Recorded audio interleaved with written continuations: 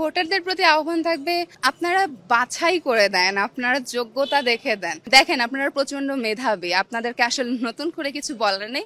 আমি ঢাকা বিশ্ববিদ্যালয় ব্যান্ড সোসাইটির প্রেসিডেন্ট হিসেবে কাজ করেছি, আমি কর্পোরেট অ্যাফেয়ার্স নিয়ে কাজ করেছি, আমার নিজের একটা ক্লাব আছে, একমাত্র জেলা ভিত্তিক ক্লাব কুড়িগ্রাম ক্যারিয়ার ক্লাব, যেখানে কয়েকশো মানুষের কর্মসংস্থান আমি করতে পেরেছি।